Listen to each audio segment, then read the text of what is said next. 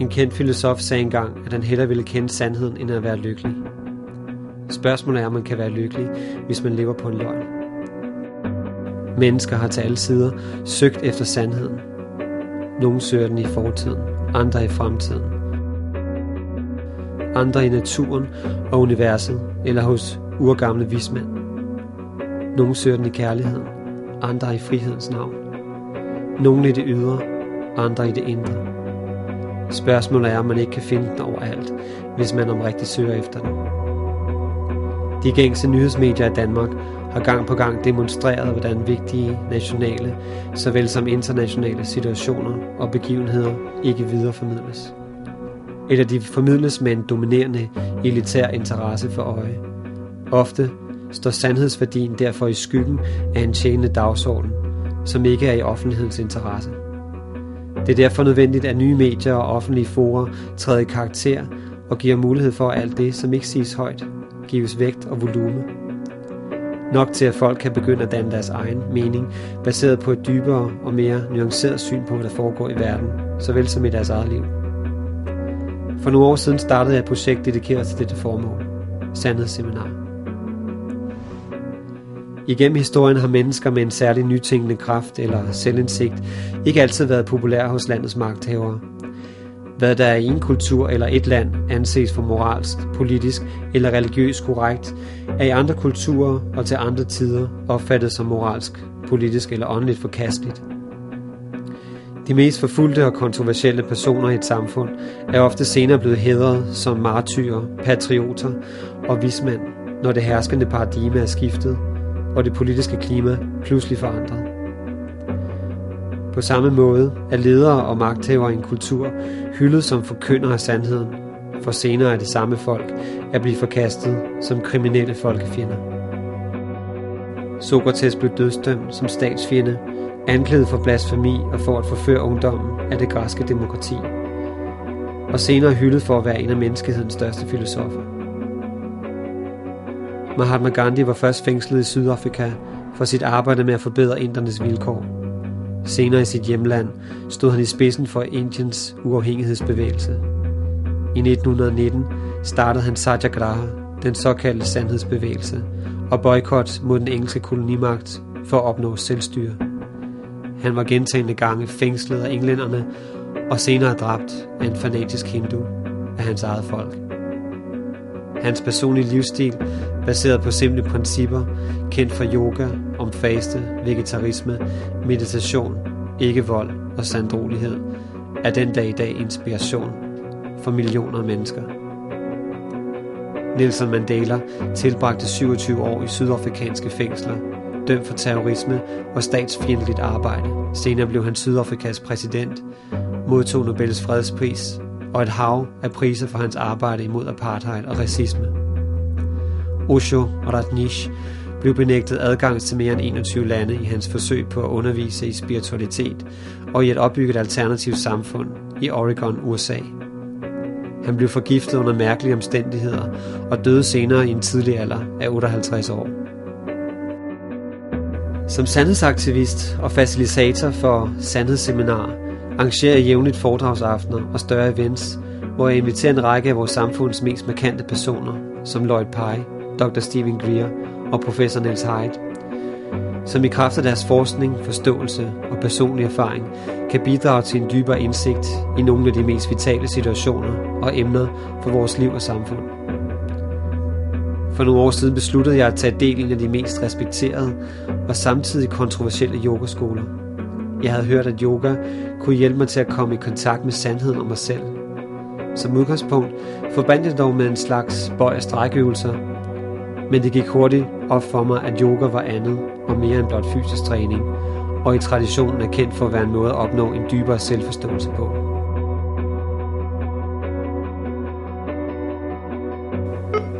Hej, du har ringet til Lotte Sivas. Jeg er ikke i telefonen, men læg dit navn og nummer, så ringer jeg tilbage til dig hurtigt. Så det lader sig lige sidde i møde alle sammen.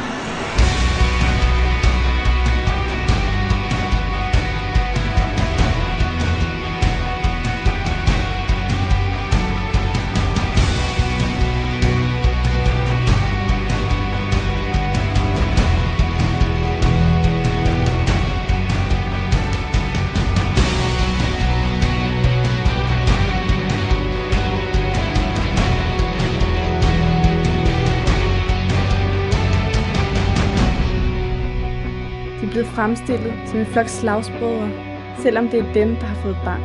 De er blevet anklaget for at tage stoffer, selvom de nægter at tage selv de mest almindelige anvendte rusmidler, som alle ganske uforvarende indtager, nemlig kaffe, alkohol og cigaretter. Man siger, at yogaudøverne spreder kønssygdomme, selvom de er ualmindeligt påpasselige med deres seksuelle hygiejne og sundhed, sammenlignet med standarden i det samfund, de lever i. De fremstilles som pengemaskiner, selvom medlemmerne af deres fællesskab lægger en ære i at hjælpe hinanden, ud over det sædvanlige. I Misas tilfælde har man gjort sort til hvidt og hvidt til sort i en grad, der får George Orwells bog 1984 til at synes harmløs.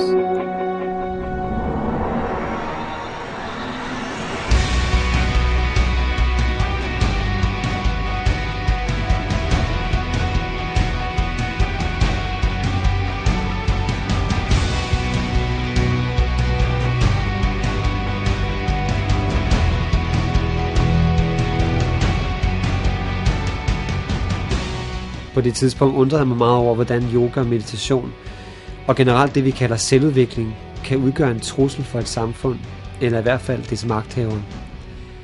Hvorfor er mennesker med en særlig indsigt og frigørende måde at tænke på en udsat minoritet? Kan det være, at komplekse statsapparater søger kontrol af menneskets indsigt?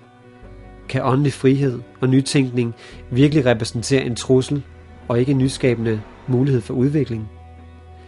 Denne film handler om yogaskolen Nata og dens åndelige mentor Grig. Grigorian Bivolado, eller Grig, tortureret og fængslet for at undervise i yoga under kommunisttiden i Rumænien. Gentagne gange har det berygtede rumænske hemmelige politi, Securitate, forsøgt at komme ham til livs og lanceret smedekampagner imod ham. De kalder aktionen Operation Christ. I dag er han en politisk flygtning fra en fortid, der fortsat spøger som en ond ånd i hans eget liv, og omkring de yogaskoler, hans værker er inspireret. Spørgsmålet er hvorfor. Journalister, historikere og menneskerettighedsorganisationer har fundet, at både yogabevægelsen og den stifter i særdeleshed har været forfulgt, krænket, mishandlet, diskrimineret og bedraget af både magthavere, medier og private personer.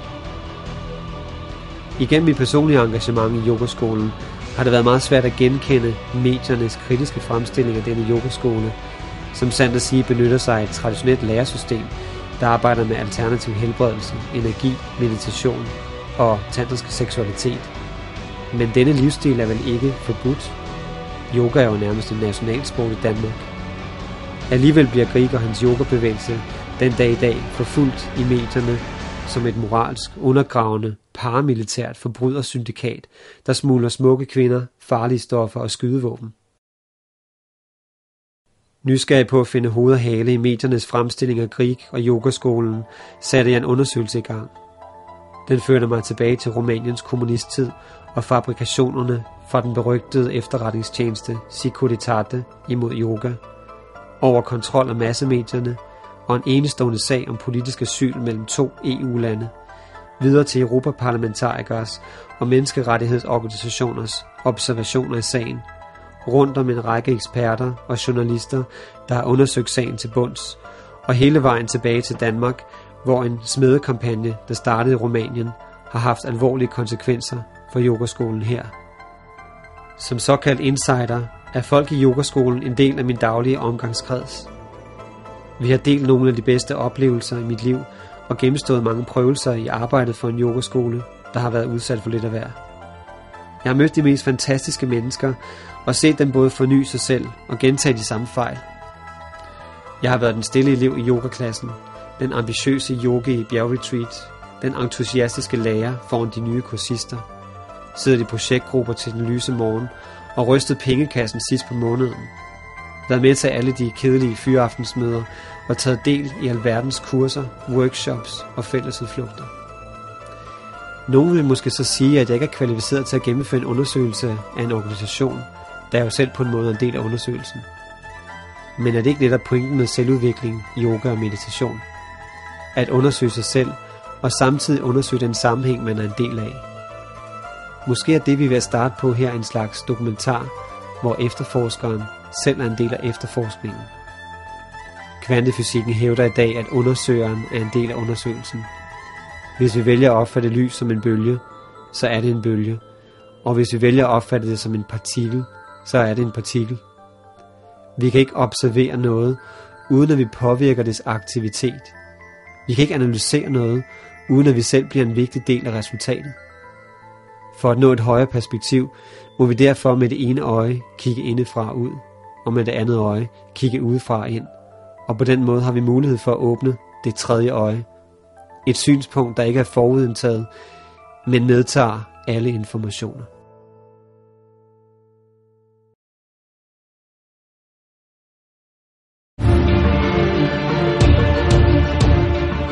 Hvem tilhører sandheden? Er det noget, man har patent på, fordi man er mange, råber højt, eller har magten i sine hænder? Hvorfor er spirituelle bevægelser, så længe vi har skrevet historie, fra de første kristne bevægelser til vore dage med Gandhi, Osho, Falun Gong og Misa, blevet forfulgt af magthavere? Jeg valgte at starte med at rejse tilbage i tiden og få et indblik i, hvad der skete med yogaskolen i Rumænien. En af mine veninder var til stede i Bukarest, da forfølgelsen kulminerede i marts 2004. 300 af det rumænske politis antiterrorkorps stormer 16 private bofællesskaber. The police have broken into our house like terrorists, wearing machine guns and everything, without legitimation, without showing any ID, without anything. Det var tidligere om morgenen, og os, der boede i Ashrammen, vi sov.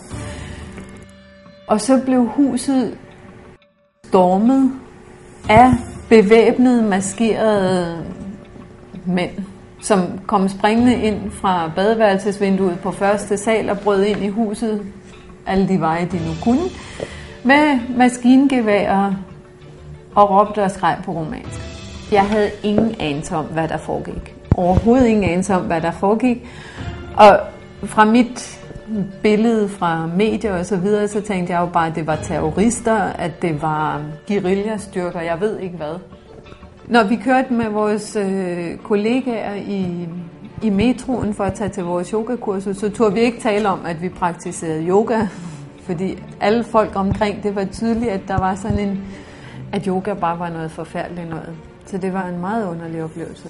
Nyheden eksploderer i de rumænske medier, men vækker samtidig en stærk international kritik fra blandt andre Amnesty International, Helsingforskomiteen og en række danske europaparlamentarikere i forbindelse med Griegs sag om politisk asyl i Sverige imod den rumænske stat.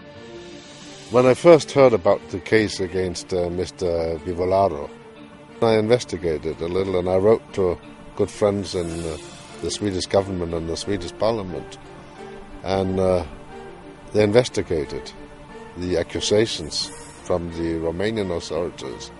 They found nothing. They didn't find any crimes Mr. Bivolaro had committed, so they released him. Particularly in the European Parliament, politicians are very concerned with this, that people are actually granted political asylum in Sweden because of the unjust and unfair court system in Romania. It never stops to amaze me that this case has not been dropped years ago. I mean, I took it to the European Parliament. The Foreign Affairs Committee's chairman was involved in it. He put a number of questions and came up with the answer that the only mistake which was made by the Minister of Justice, who had not given the Swedish authorities the right information. After that, I do not have any confidence whatsoever in the Romanian authorities. It was in 2004. It's now almost 10 years later, and there is no evidence that has been provided by courts, and even Sweden refused to extradite him back to Romania because of the lack of confidence that they have in the judiciary. Au fost multe acțiuni în forță, s-au încălcat flagrant drepturile omului și noi considerăm că organele trebuie să-și facă în mod corect datoria, nu așa cum au acționat încălcând libertățile fundamentale ale oamenilor, pornind aceste anchete fără ca ele să aibă un fundament. I min research omkring Grieg og den romanske yogaskole Misa stød jeg på den kendte historiker og professor ved politiske studier og offentlig administration i Bukarest, Gabriel Andreescu. Professor Andreescu er også kendt for at være en af de kritikere af Ceausescu og hans kommunistiske regime, der turde sige sin mening højt under kommunisttiden. I dag er han en af de få personer, der har adgang til Securitates hemmelige arkiver. Securitatea a încercat să caute, să vadă care sunt cei care se ocupă de cititul cărților mistice. Și a dat și peste Gregorian Bivolaru, care mergea la biblioteca universitară și căuta niște astfel de cărți. Au descoperit cu ocazia asta că el are o corespondență cu străinătatea. Faptul că am intrat în contact cu Eliade a însemnat de fapt și intrarea mea pe lista suspecților de la securitate. Și la un moment dat, deci cam prin 1971, pot să spun că am avut acasă prima percheziție. De la plecare, cei 3 securiști care au percheziționat cu atenție casa îmi luau toate cărțile, toate caietele cu însemnări, toată corespondența. Cu ocazia perchezițiilor domiciliare efectuate în acest caz, s-au identificat și ridicat peste 1.000.000 de pagini de literatură mistico-religioasă, original și xerocopiată. De asemenea, diapozitive, fotografii, filme, videocasete, reviste. I still don't understand why Greek was such a dangerous person for a communistic regime. It's very simple. Among all the people who were practicing different methods, Grieg was standing out very, very much as being incorruptible. I mean, he was the one, due to this spiritual genius, who straightened the things clearly. I mean, the way he started to teach spirituality was devastatingly clear. În 71 am început să predau pe geo. Erau cam 14 elevi. Cam asta în cadrul unui curs de, așa zis, gimnastică psihosomatică yoga.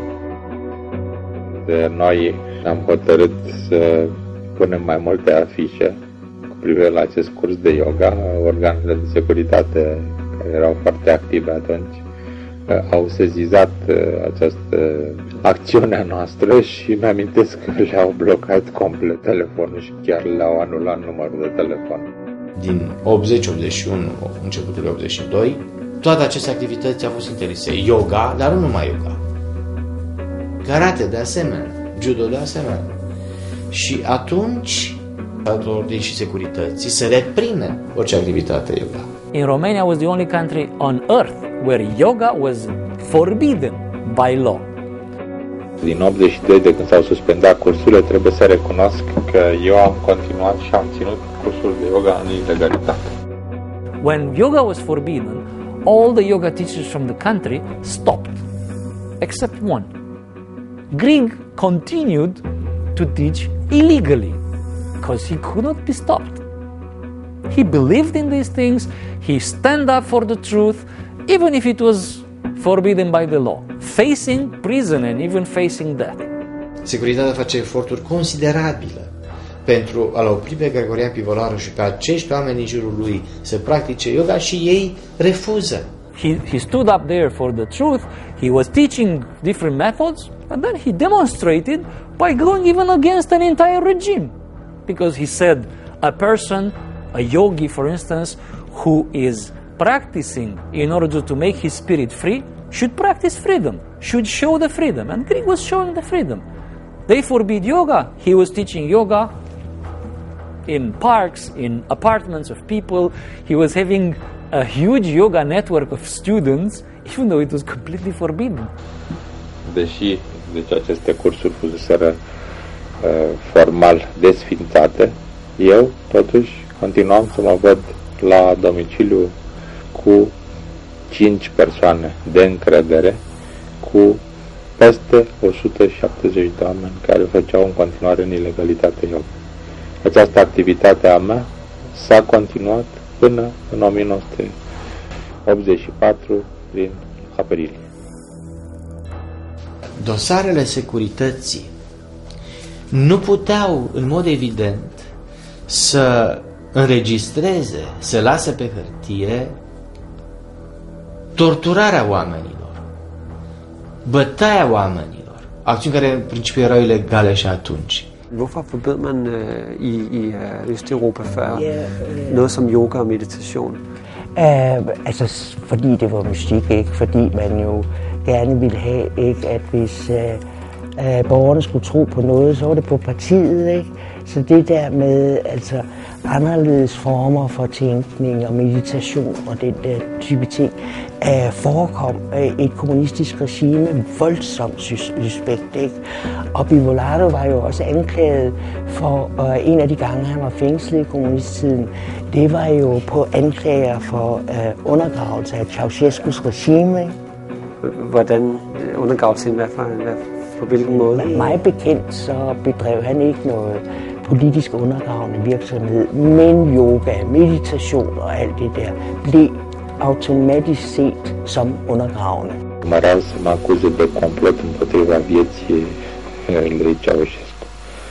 Ei chiar urmăreau să dea această turnură acelui proces pentru că aveau niște mărturii, printre care una dintre ele suna la modul că, într-un anumit context, eu am vorbit cu mai multe persoane și le-am spus că vom alcătui o grupă de yoghini care, prin mijloace paranormale, vor acționa la distanță și îl vor omorâ pe Ceaușescu. Și în acea împletire de interese, printre care și această paranoidă mascaradă că ei au salvat viața tovarășului și vor primi grade și eu eram declarat o persoană extrem de periculoasă. Pentru condițiunea lor, deci eram mai periculos chiar decât un criminal de rând care ar fi venit cu o bombă sau cu un pistol, pentru că aș fi acționat într-o manieră care nu putea fi contracarată. După aceea mi-am organizat de unul singur o evadare din arestul securității statului, unde până atunci, din câte mi s-a spus ulterior, nu evadase absolut nimeni. Și pot să spun că combinând anumite procedee telepatice și hipnotice, deci am reușit acea performanță și am putut în felul acesta să-mi impun punctul de vedere. Am evadat realizând în felul acesta un protest sui generis care a oprit o anchetă aberantă. Până la urmă, deci am fost în final condamnat numai pentru evadare la 1 an și 6 luni. Fapt care era destul de straniu în închisoare, pentru că toată lumea când auzea mă întreba cum adică evadare și altceva nimic. Dar cu toate acestea, deci m-au ținut în lanțuri 1 an și 6 luni, pentru că deja eram acum o ființă cu totul faimoasă, pentru că evadasem într-un loc unde nu a văzut niciodată un asemenea eveniment. Fiecare om dintre cei care au practicat yoga atunci a fost un erou.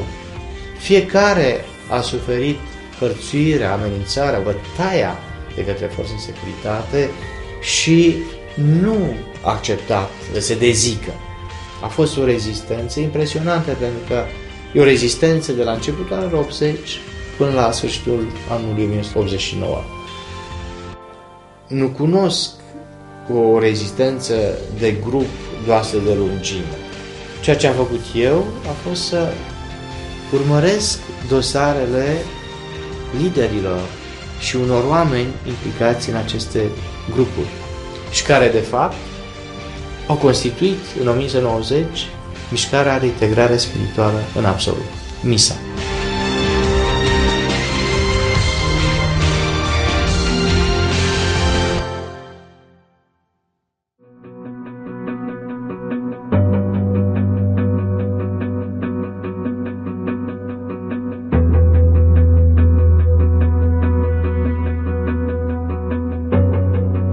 Andreescu har netop udgivet et tobindsværk om Grieg og Misa-sagen.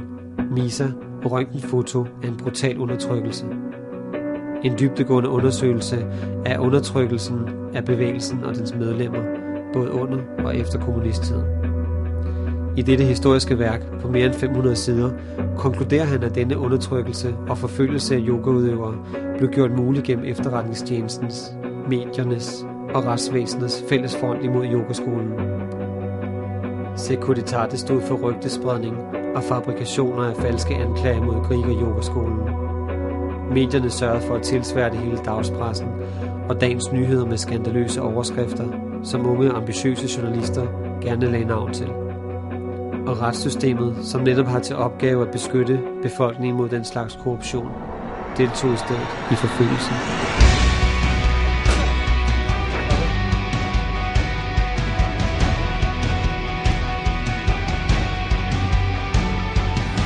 Poate să fie un abuz atât de mare, atât de flagrant, făcut în fața opiniei publice. E de neînțeles. Tot ce se întâmplă în aceste zile este ca în anii 40. Undertrykkelsen af Misa har nu stået på i 20 år, og var endnu ikke stoppet, da denne bog blev udgivet. Undertrykkelsen af Misa har fundet sted i alle regeringsperioder. Den startede i den kommunistiske periode og fortsatte helt til Rumæniens indtræden i EU, og selv efter denne betydningsfulde begivenhed. Det ser ud til, at undertrykkelsen aldrig er blevet påvirket af overgangen fra den ene regering til den næste. Den er heller ikke påvirket af skiftet i præsidenternes kontorer, hvor både ledere af efterretningstjenesten og de offentlige anklager skulle være udskiftet. Hvordan kan man forklare dette usædvanlige politiske fjendskab? Hvad er det lige, der kan udløse, at alle institutioner i staten bliver involveret i en sand krig mod bevægelsen for spirituel integration i det absolutte? Kan det virkelig være fordi, at alle tror, at yogierne har gruppe 6? I et land, hvor sjoflebilleder vrimler overalt på tv, i nyhedsblade og på reklamestandere. Kunne det tænkes, at denne fjendtlighed virkelig er opstået, fordi de tror, at Grigorian Bivolatu havde et seksuelt forhold til en teenagepige, der dengang knap var fyldt 18 år? Nu, n-am fost niciodată violată de nimeni și astea sunt numai minciuni. Cu participarea tacită a procuraturii, a poliției și a Serviciului Român de Informații și chiar a judecătorilor, am fost constrânsă să dau declarații false și am fost închisă în mod ilegal. Am fost bătută, amenințată cu moartea, terorizată cu închisoarea. Am fost umilită și batjocorită în fața întregii țări. Nu am mai putut să-mi termin școala. Am fost obligată să mă izolez. Sunt permanent într-o stare de șoc. Am ajuns să fiu o victimă a unei justiții absurde și represive care își urmărește scopurile ei murdare în acest caz. Nu sunt victima domnului Gregorian Bivolaru, sunt victima procurorilor și a organelor de anchetă care în acest proces s-au folosit de mine pentru a-l incrimina, motiv pentru care nu s-au dat în lături să-mi distrugă chiar viața. Potentielle lyssky virksomheder, fleste Misa yogiers pligtopfyldenhed, gør sådanne påstande til skamme. Blandt tusindvis af holdninger trykt i medierne, er der kun meget få, som bidrog med ærlig journalistik. Alene i perioden fra marts 2004 til oktober 2005, og kun i landsdækkende tv-stationer, blev der vist 570 nyhedsudsendelser, der var fjendtligt indstillet over for Misa og Grigorian Bivolatu. Så det vil sige, at det er rent faktisk sikkerhedstjenesten eller efterretningstjenesten, der har virket som journalister og spredt de her historier igennem pressen. Rumænien er karakteriseret som et land med kun delvis fri presse. Ikke? Der er en masse statskontrol med pressen direkte og indirekte, og det gør selvfølgelig den slags ting muligt. Vi har masser af grunde til at tro, at hovedansvaret for, at pressen som helhed forfølger en gruppe uskyldige mennesker, ligger hos agenterne fra Securitate, hvor nogle er betalte og andre ikke. Det er jo også kommet frem, og også fra den nye efterretningstjeneste, at i 16 år, tror jeg nok, er der folk, der har optrådt som journalister, folk fra det gamle Securitate, der har optrådt som journalister, og har ledet den der voldsomme kampagne imod Misa og imod Bivolatu. Principalul organizator al represiunii și principalul făuritor de dosare împotriva membrilor Misa, principalul supraveghetor al mișcării Misa, principalul coordonator al milițienilor și jandarmilor și chiar al procurorului erau cei care aparțineau Serviciului Român de Informații, de fapt, care proveneau din fosta Securitate. Først og fremmest på grund af efterretningstjenestens hovedrolle i undertrykkelsen, hvor en række blade er direkte involveret i at sprede rygter sammen med tidligere medlemmer af den tidligere romanske efterretningstjeneste Securitate, tidligere kommunister og tidligere stikkere fra Securitate. Am constatat că aceste acțiuni aveau legătură, sau mai bine zis, erau o continuare a unor mai vechi activități de represiune împotriva membrilor MISA, care veneau dinainte de 1989, din timpul regimului de dictatură comunistă, când Securitatea a instrumentat mai multe dosare, unele cu conotație națională, de exemplu dosarul privind mișcarea yoga din România, care se găsește la originea întemeierii mișcării MISA, care a deranjat activul de partid și de stat în timpul lui Ceaușescu printr-o nouă formă de manifestare, de abordare a problemelor vieții, a personalității umane, care contraveneau ideologiei comuniste. E clar că membrii MISA au fost tot timpul urmăriți, deci sunt așa, demonstrează toate lucrările de filaj, de cercetare, de supraveghere numite de Securitate. Der er ikke sket den udrensning, som burde være sket i de rumænske sikkerhedstjenester. Ikke?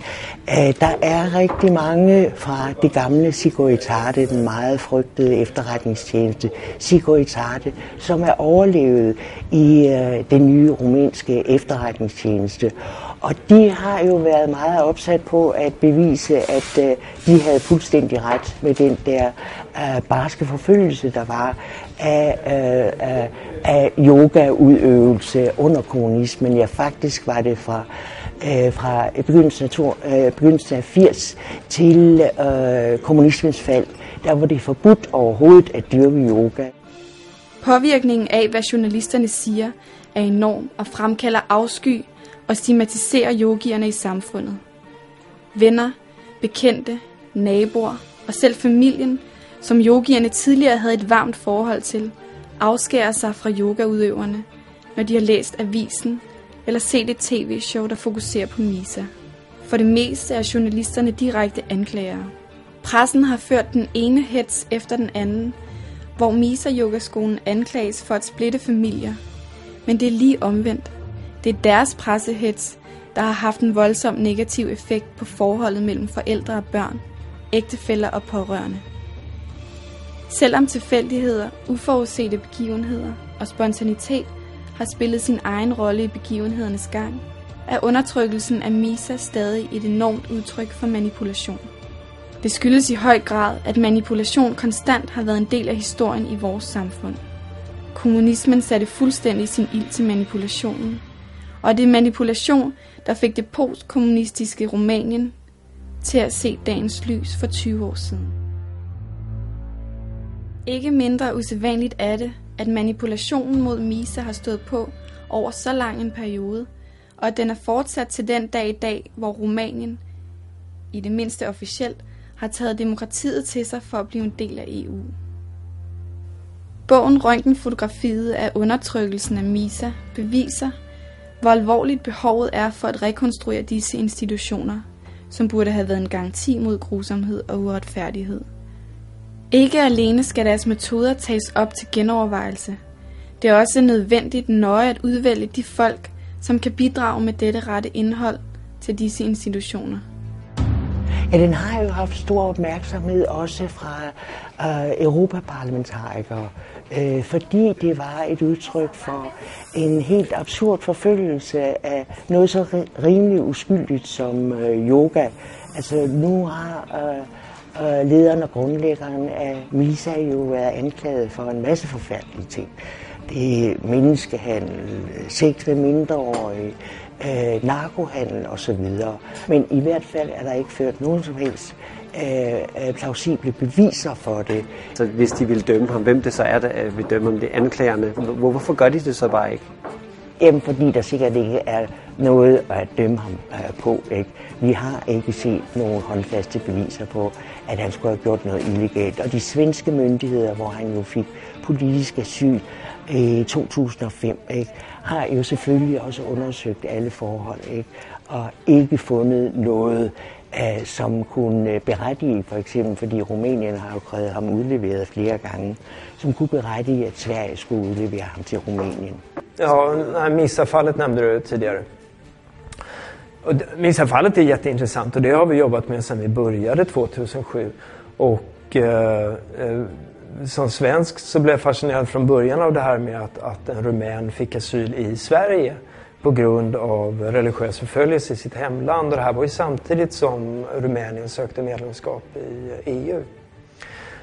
Och sen så visade det sig när vi började kolla på saken djupare att den har undersökts grundligt av både Helsingforskommittén i Rumänien, men också Amnesty och andra stora organisationer hade undersökt den. Det var ju ett fall som, det känner du säkert till, det exploderade 2004 med en jättestor polisaktion nere i Bukarest. Och där människorätt sattes till sida på ett väldigt tydligt och klart sätt som gav eko genom hela Europa. Efter dette grundige indblik i de rumænske myndigheders undertrykkelse af yogaudøvere, som altså gik hele vejen til den svenske højesteret og højeste internationale politiske niveau, var det næste naturlige spørgsmål: var de samme mekanismer på spil, da den danske presse i 2009 pludselig lancerede en næsten identisk kritik imod den danske yogaskole?